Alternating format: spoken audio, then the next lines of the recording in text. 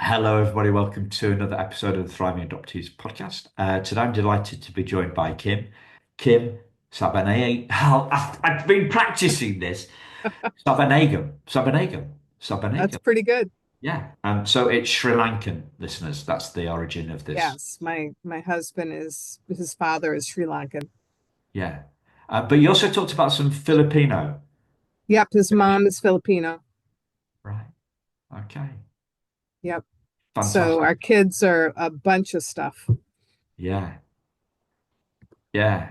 Brilliant. Brilliant. How many kids you got, Kim? We have four. You have four. Wow. Yeah, Hmm. your logistics must be quite Oh yeah, something. it's a little nutty. It's a little nutty. And Kim was talking to me before listeners about their Christmas, and 70 of their family crammed, from friends and family crammed into one house. And that's nuts because for me, I was saying that we were at the other end of the spectrum. It was me, my wife, and my mum. So we're at three, you're at 70. You were a pretty different experience A than pretty me. Yeah. different experience, a steady day. Yeah. So, so thriving adoptees, what comes to mind when you hear the name of the podcast, Kim? Um, yeah, I was thinking about that, and for me, I think thriving means that, well, one, I'm kind of doing what I want to do, which is professionally, I'm in the field of adoption, and I don't think that's any mistake. Um, and I've been in the field for a long, long time, and I really love it. I love what I do. So I feel like that's a huge part of how I would define thriving. And I think the other part of it is, for me, I needed a lot of answers in my history. And I started that journey when I was really young, like in my teens. And I've since found and have developed relationships with both sides of my biological families. And that to me is a huge part of how I define thriving because I've really just sort of experienced all of it at this point. Um, and sort of leaned right into the fears and the hard parts of it and the messy parts of it. And I'm really happy to say I look back and I'm like so glad I did all that. Yeah, So knowing who I am and doing the hard work to get there was, I think, huge for me in yeah, terms of how I define that. yeah. This word "lean in," I'm pretty sure it came. It's a US word, a US phrase that it's kind of come over here as well. Yeah. And I think when I first heard it, it was was it a autobiography by the woman from Facebook? What's she called?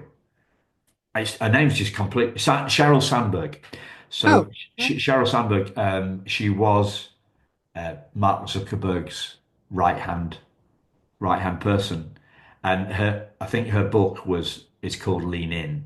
oh, okay. Yeah, Mhm. I've not read it. I haven't been tempted to read it. I did love Becoming the Michelle Obama Oh, autobiography. did you read that? Yeah, I've been wanting I, to read that. yeah, I listened. I actually listened to it, and she narrates it. I don't Yeah. think I would have. I don't think I would have bought it if she wasn't narrating it. I think Yeah. Yeah. autobiographies are yeah, it's great. And she was Barack Obama's boss. Yeah. Oh, I believe that. She was in a law firm, and he was doing an internship. That's how they met, and she was the supervisor.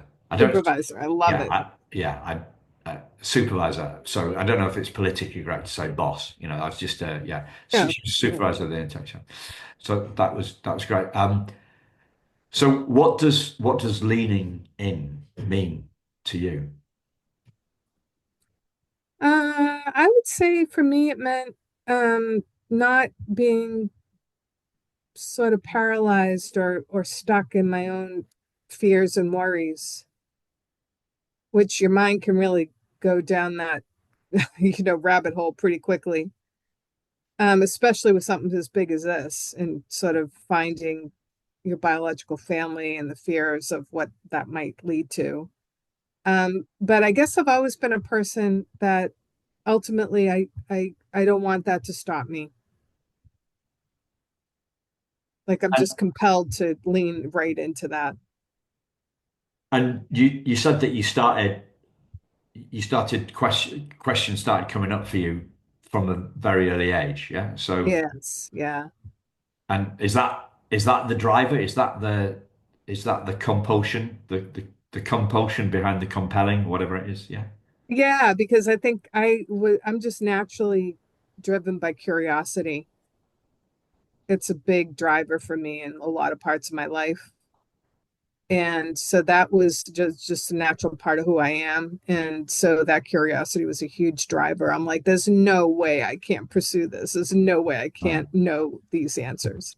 So was it like I mean, how you're expressing it there, it sounds like quite a fierce curiosity rather than an anxious Yes. curiosity. It was a fierce. No, it was a fierce one. Yeah, I think you say that right on the money. Yeah. It was a need to know that, not based in anxiety, but just like how could I not pursue this? This is such a huge part of your history and who you are. Yeah, that's interesting because I think I didn't have that questioning, right? Yeah, and a lot of people don't. A lot of Yeah, people don't. Um, but I think that questioning must come in a myriad. The questioning must come in a myriad of flavors, right? So, sure. so Yeah. that Oh, so yeah. there's a fierceness that you're talking about here, um, but it's not like a bravado fierceness. It's not like it doesn't. It sounds kind of fairly genuine rather than I think so. I mean, yeah, I not wasn't trying to angry, not prove an any. angry curiosity. Yeah, I wasn't trying to prove anything or I didn't expect anything necessarily. I really didn't. I didn't expect like, oh, they have to respond to me in this way or if, I didn't have those kinds of feelings, but I was like, there's no way you can't follow this wherever it leads you to these fundamental questions, about Yeah, your history, your biology, your so many, so many parts of that yeah, it was like just absolutely going to happen in one gonna way or happen. another. Yeah.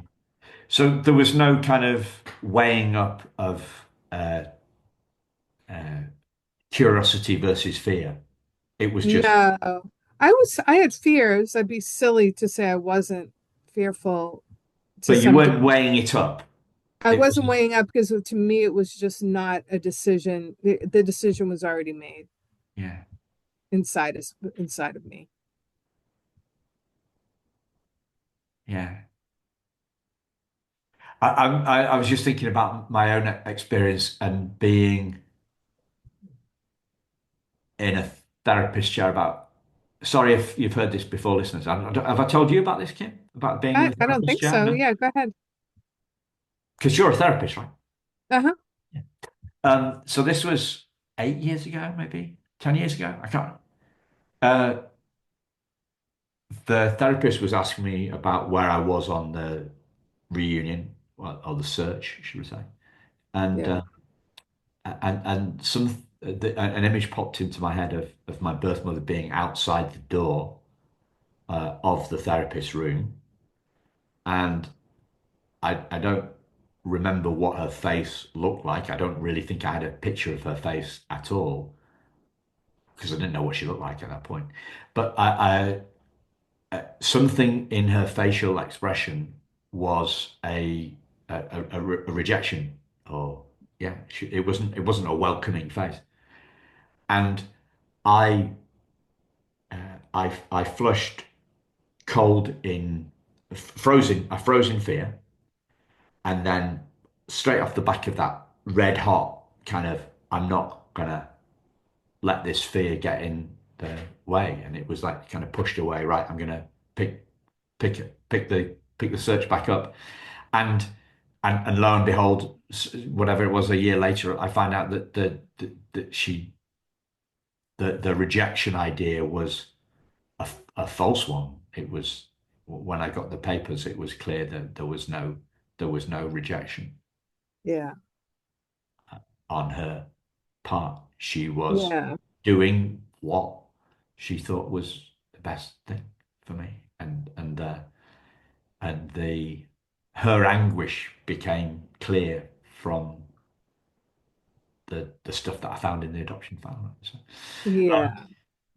and that's to say that there was no, like you, there was no balancing of um, curiosity and fear. It was an overriding. Yeah.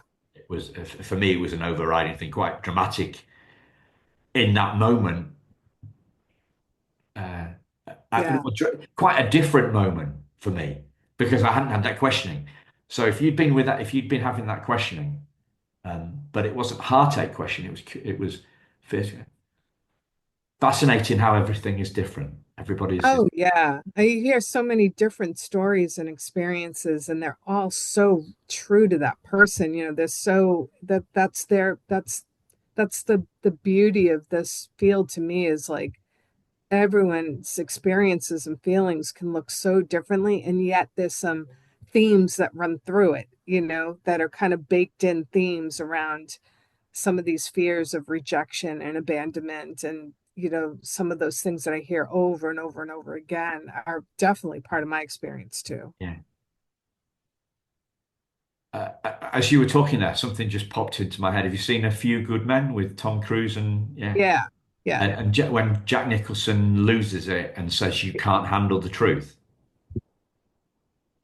I just Yep. got like whole body goosebumps from that. Mm. Because we can handle the truth. We can. Yeah, you can. The fear is that you can't, and that keeps a lot of people in such a fearful state and almost like just so stuck. But the truth is we generally we can, you know.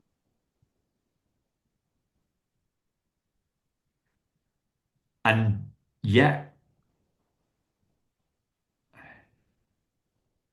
does it have to be experienced? Does that um so I can only speak for myself. yeah, I mean, for some people it doesn't, they for some people it doesn't mean that that has to happen, search and finding and developing yeah, relationships the way that I felt for me it did, or at least I'd explore every possibility. For me it was important, but for other people that isn't their experience. yeah. I'm not sure whether I asked the question quite right.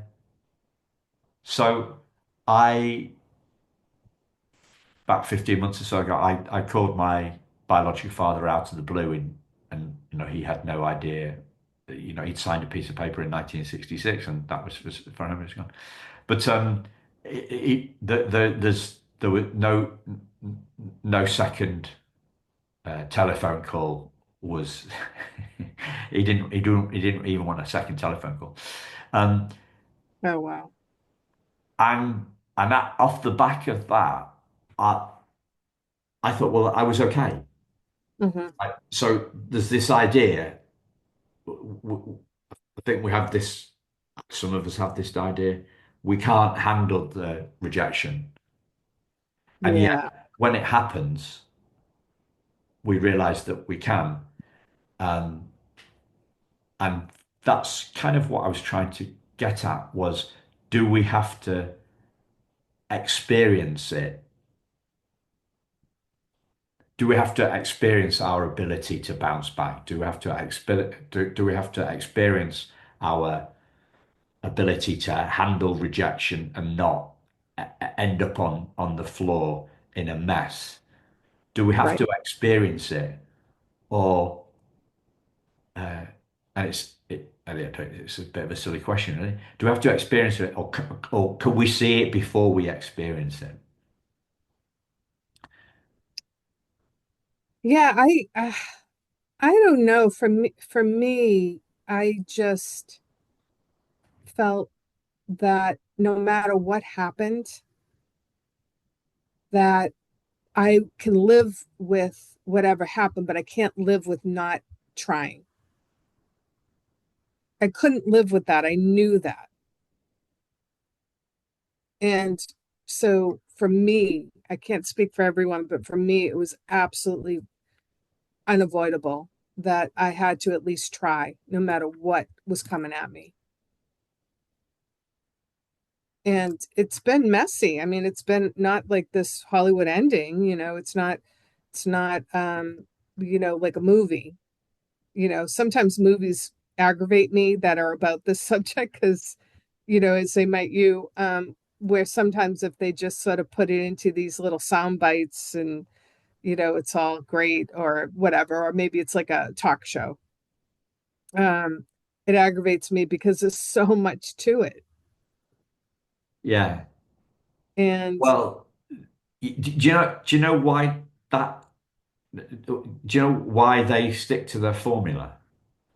oh, I'm sure that it feels way better to do that, and it's more kind of sellable in some ways. Yeah, it is actually. Um, so even like, have you seen I guess you'd seen Gladiator. Have you seen Gladiator? Uh-huh. Yeah, you've seen Gladiator 2? Yeah, we Yeah, just saw that. Yeah. yeah. Not as Uh, good as Gladiator 1. no, it wasn't. But but in Gladiator, Gladiator 1, he dies, but he gets what he wants. He's reunited with his family, right? So, Right. it's is it bittersweet, whatever. But there's uh, Hollywood. All that matters to movie studios is money, Yeah. and so they have the what do they call it? The hero's two journeys, right? There is a formula, Yeah. There's a and so formula, and people love that there is formula. Yeah. people love that formula because they Hmm. know what they're going to get, Yeah. and that's why all the Hollywood execs who are being they teach the screenwriters to write to the formula. So Yeah. that's why it becomes formulaic because they're Everyone's looking, doing it.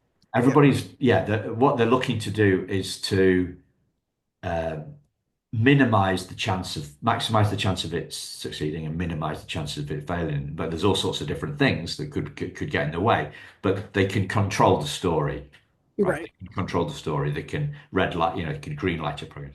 So yeah, it's intentional and it's to do with fear of loss, Right. right? Of a flop, Yeah.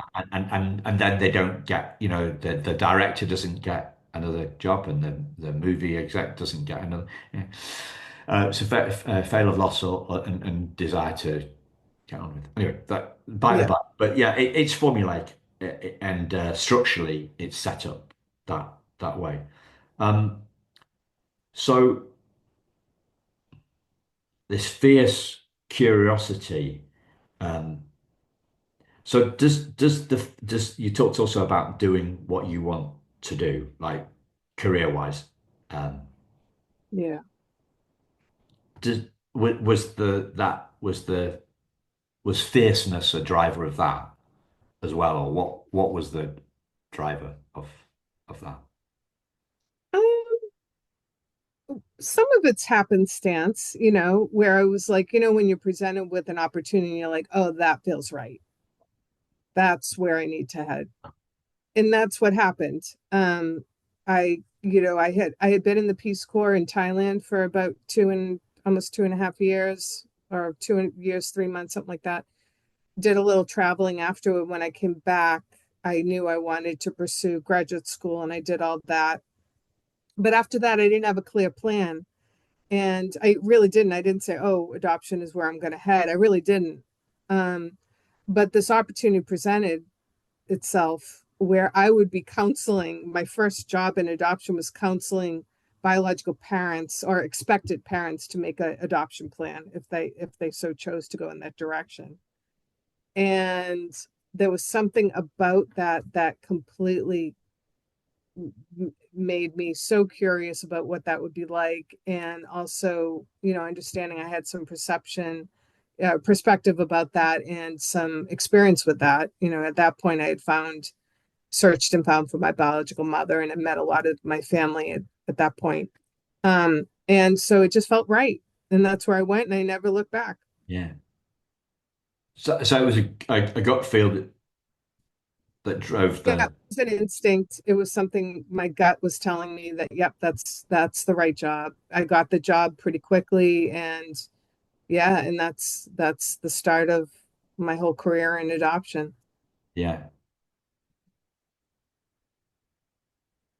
What about instinct in other areas of your life?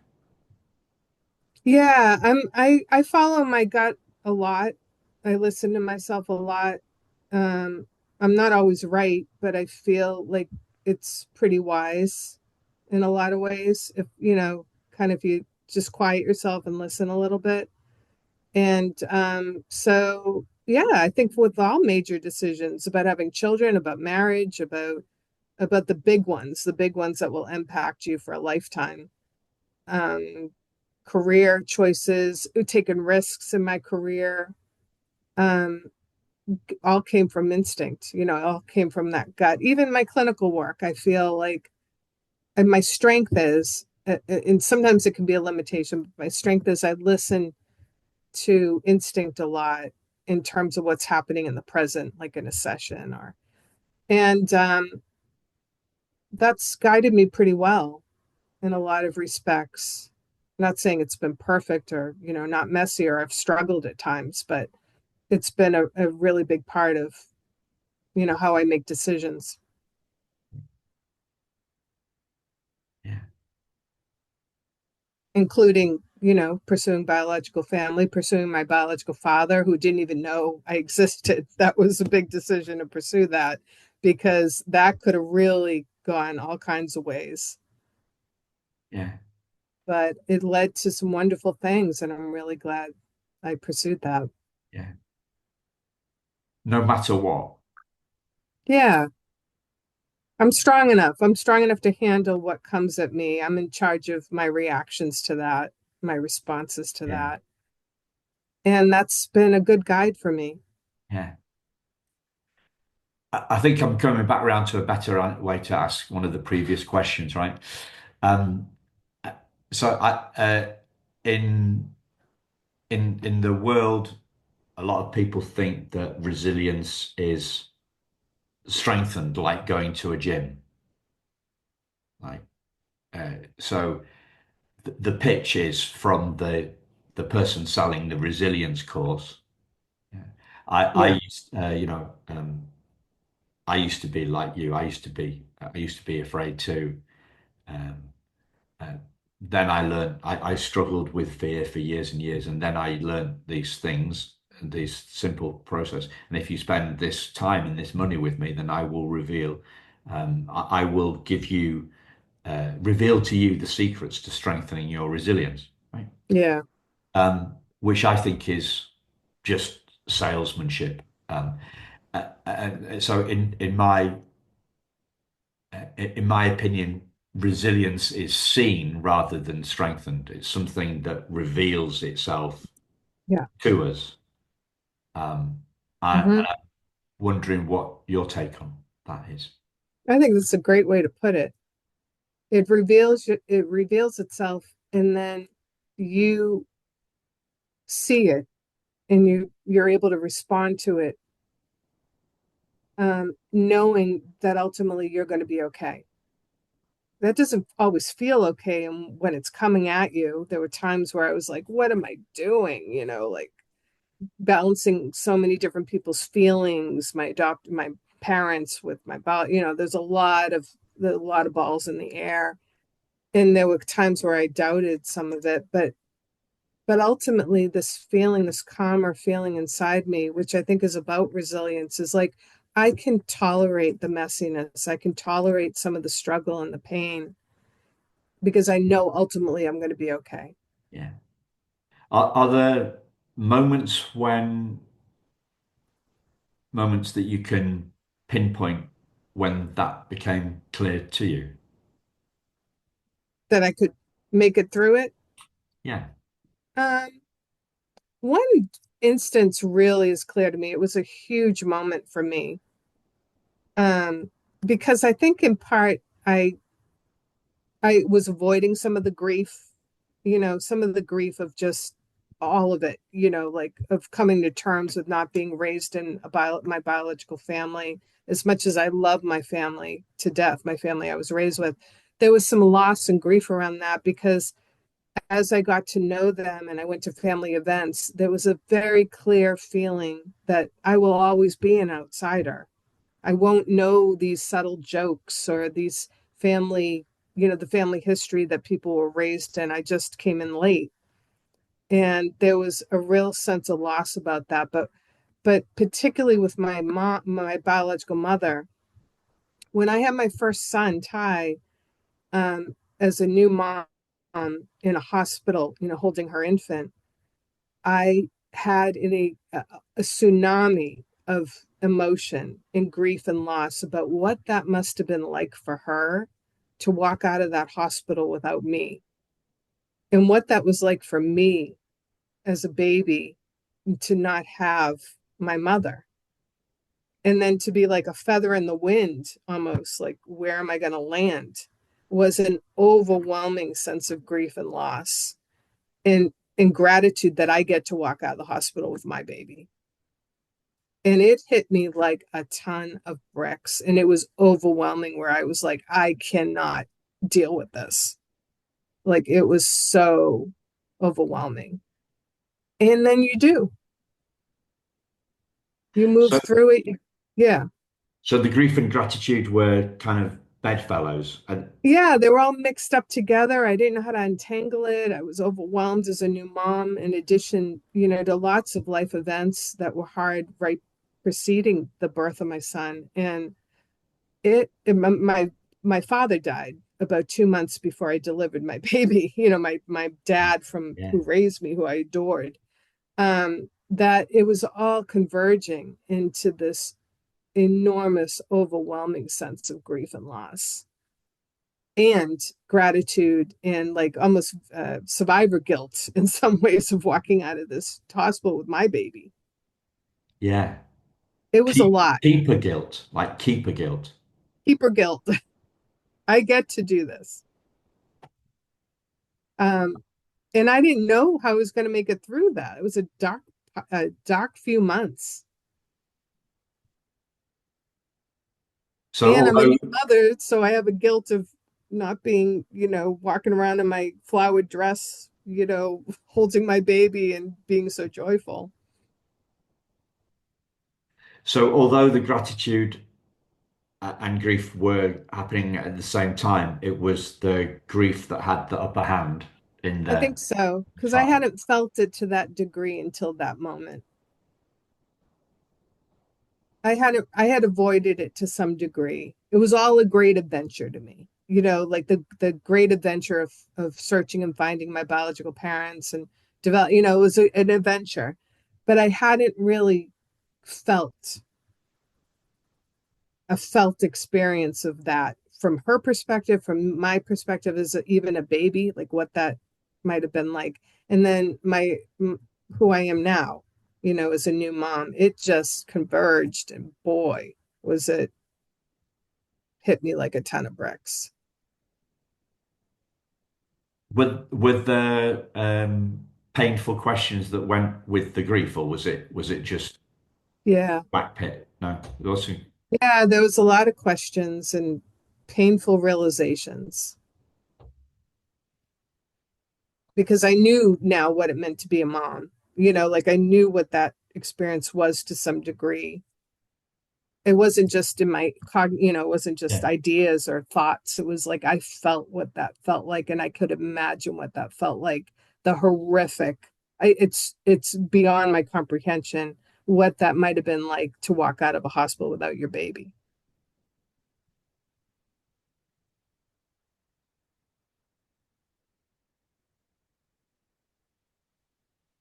It was horrifying. It was horrifying and incredibly sad.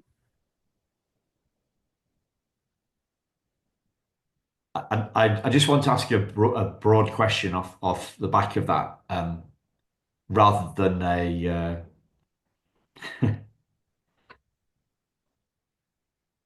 rather than a trite question. And I'm not even sure what the word trite means, but rather than a trite question. So what happened next? A trite question would be, so how did you get through that? You know, do you know what I mean? That'd be a trite Yeah, question. yeah, I don't want yeah. to ask that question. So I just ask you an open question. So what happened next? Um, I went through a pretty dark few months of, I would call it depression. Yeah. Um, I thought it was postpartum depression, but it was so bigger, much bigger than that for me, you know. And I really needed help. I needed some help, so I sought therapy, which was enormously helpful. Um, and I just started working through those feelings. And it took a long time, and it continues to unfold in other ways. Like you said, there's different flavors at different parts of your life. But that flavor was dark and messy and really hard. Um, but I went through it. I came through it, and it again, it sort of brought me back to myself again. Like you're okay. You can deal with that. You can actually feel those things, and you're going to still be okay. You can feel those things and you're still going to be okay. You don't have to be afraid of those things. It's part of it. Because that's the genius right there.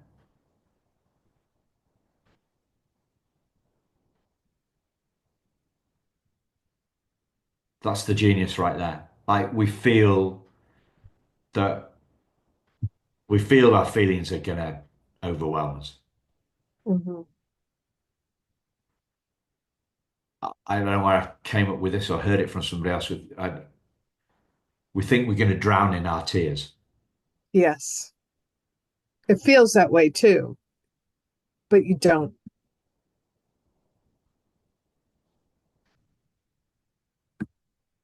You don't because you have power. You have a lot of say over how that plays out. We have a lot to say about it, how it plays out, and the resilience to do it. So it's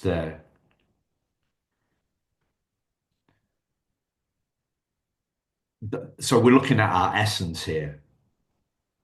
Yeah. We're looking at our essence, and I would describe that as kind of underneath our psychology, beneath our psychology, the background to our psychology. It's not it's not how we think or how we feel, it's who we are. It's our essence. Yeah, that felt like I was going down to the bare bones of it, like the bare bones of who I was and what how I wanted that to look ultimately. And I didn't want it to overwhelm me, overtake me, drown me. Like that was part of who I was. And I had to move through it. There's no shortcuts to that one, you know? Well, back to lean in, right? You leaning in. Yeah. Yeah, but it's not lean in as a strategy. No. It's lean in as an instinct. It's not Yeah. premeditated leaning in. No. No, but in hindsight, yeah, I didn't like I think a lot of people that are really afraid of pain or really afraid of that, the anxiety of like being eaten alive, turn to a lot of different things, like distractions or drugs and alcohol, like all kinds of ways to just keep that at bay. And my instinct was like, no, you just have to tolerate how this feels. You have to find ways to get support around it. And you just have to go through it. There's no around this. I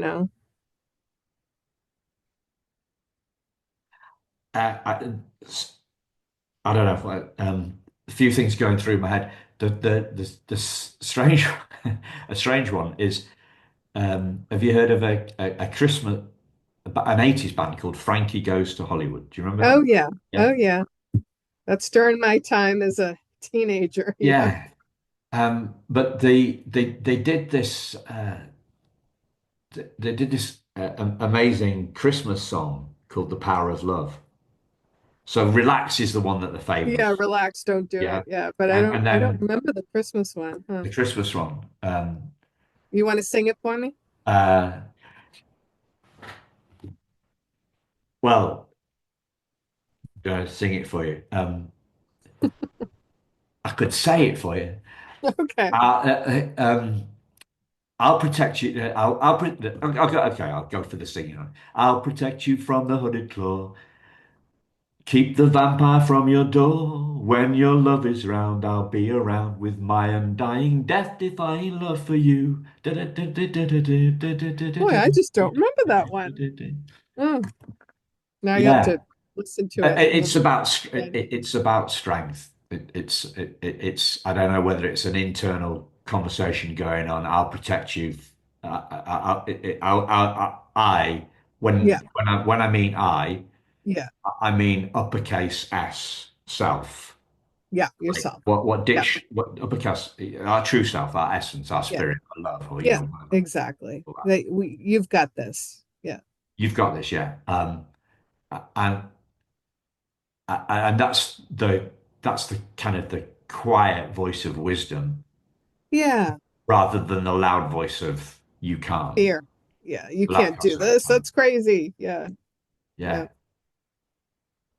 Uh, I had one. You talked about your dad dying 2 months before your first child. Uh, I had one coming back from my dad got a very late diagnosis and a terminal diagnosis with cancer. And I remember driving back from the hospital with my mum and dad. Sorry, not with my mum and dad, with my mum and my sister. My dad was still in hospital. Um, and we got to a traffic light, which you would call a stoplight. I don't know why you can't call them traffic lights. Because anyway, and this little voice in my head said, "You can get through this." So, now that's pretty rare.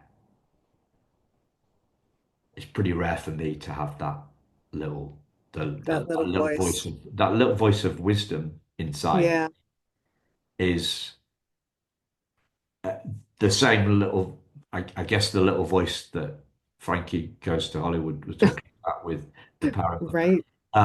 a force from above. It's a great Dick. It's on one of my playlists Playlist. on Yeah, I'll Spotify. have to look it up.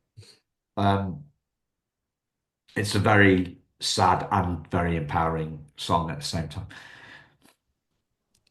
But yeah, so that sticks in, the little voice, because the little voice is fairly rare. The little voice of wisdom, yeah, it's normally drowned out. Like I heard By a lot of noise. by a lot of Yeah, noise. Yeah, yeah, I heard another musical metaphor for this to do with like in an orchestra, you've got the big drum and the little guy with the triangle, and the right, triangle is blown out by the big bass drum or something. right. So the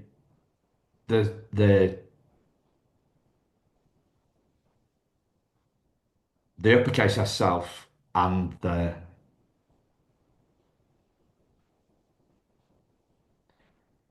the therapy was what Yeah. turned turned the corner. I mean, what's the I metaphor which want to, comes to your mind?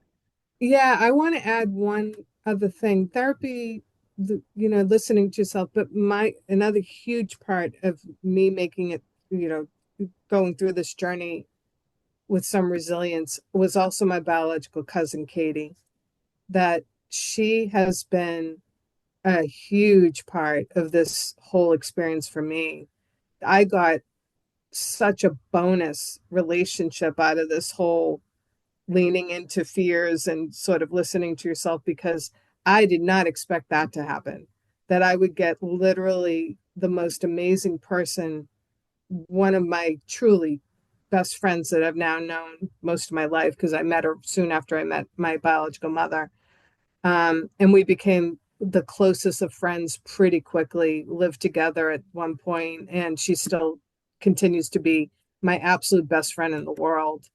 And she was kind of like the ambassador for me to this family, that I often didn't know what was happening. I didn't know what that meant, or what, decoding somebody's, there's a big complicated family, that I came in late in the game, and she was like my ambassador. Like she was a person to help me walk through a lot of things that I had no idea and made assumptions about, based on my own experience. And she was huge, Yeah. hugely important.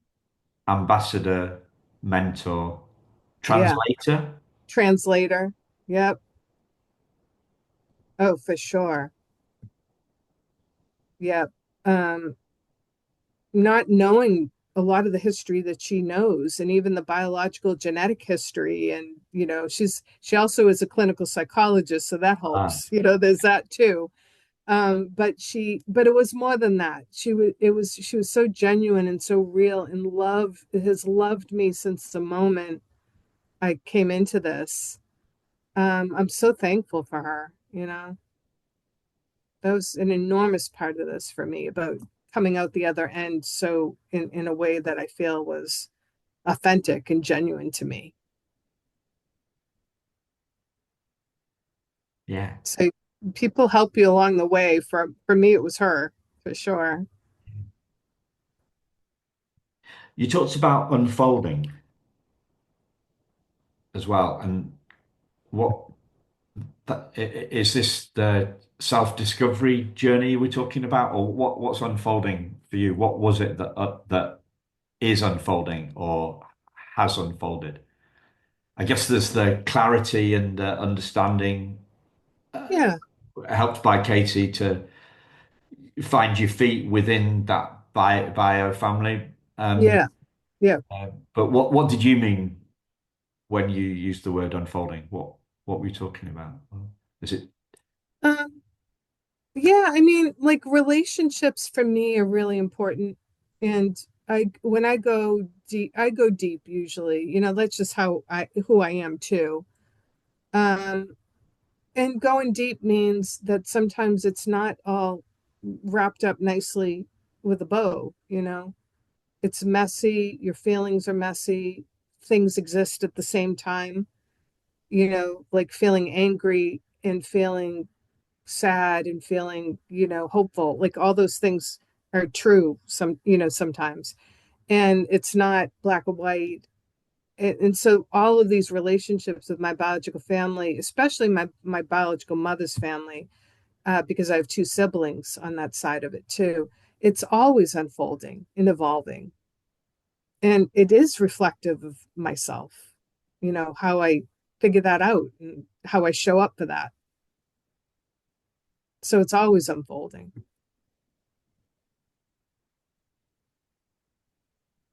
So you're talking about the relationships unfolding and life and Yeah, and relationship with myself. Yeah, relationships in general. But I always wanted to go. I guess for me, an adventure is like, you explore every crevice, every cavity, every cave. You just explore. If it's in front of you, how could you not peek in? And so I've done that. I think in a lot of ways, it you know still unfolding, with my relationships in my biological family, um, and with myself, through that. yeah. Do you mean uppercase at self? Yeah, yeah, yeah, my relationship with me as I go through that stuff, Yeah. because I'm not, I don't always show up all so nice, like sometimes I'm like, well, that just sucked what you just said, if my biological mom said something and I have these welled up feelings of anger or rage or, uh, why me and you parented my siblings and, like all these things that unfold and evolve and pop up at unexpected times that you have to figure out. You have to work through it. Yeah. So you talked about curiosity. You've been talking about curiosity all the way through. What are you curious about? Are you like I presume as a practicing a counselor? A therapist? What word do you prefer? You were therapist, yeah? Is that the word you? Yeah. I Yeah, mean, yeah. Yep. I work with adoptive families. Yep. That have, having some challenges. having some challenges. Um, do you have to do? Presumably, you have to do sort of like continuing professional development in that space. And do you have Yeah. some people say in some do some therapists have to have a supervisor as well? Is that right? Do you have to? Yeah. Yep.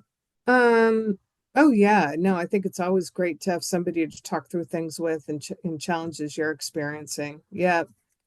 And I also pursued a certification in what's called DDP, dyadic developmental psychotherapy, which I think we talked about a little A bit. little bit, yeah, Yeah, which is actually a big deal over in England and Scotland and not as prevalent in the United States. But I loved all of the framework of that model because it was so specific to some of the vulnerabilities experienced by foster and adoptive kids and families. yeah, And so I got, so I'm growing. I'm always growing and learning. And that was a recent certification I got.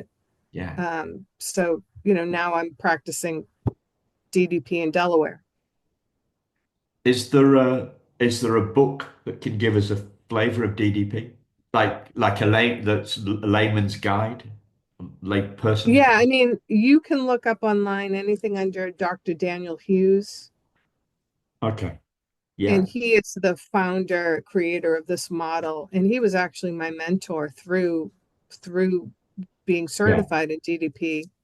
I, Um, I've heard of Dan Hughes. I probably heard it in relation to DDP yeah, and yeah, I'm forgotten it, sure. but forgotten Yeah. it. Yeah. Yep. He's wonderful and I learned a lot. Um, I learned a lot about Yeah. myself. So I'm always growing and Yeah. changing and evolving too. Like, you know. Is there one book? Is there a certain book of Dan Hughes Um, that stands oh, he out? has so many. Attachment focused family therapy. That's a one.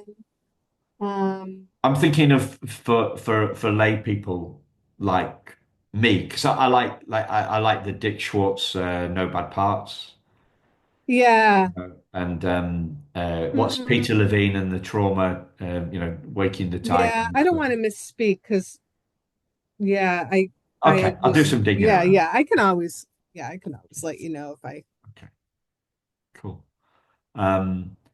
Because when when we talk about relationship with ourselves, I find that maybe it's because I used to be in publishing and I can be a bit pedantic.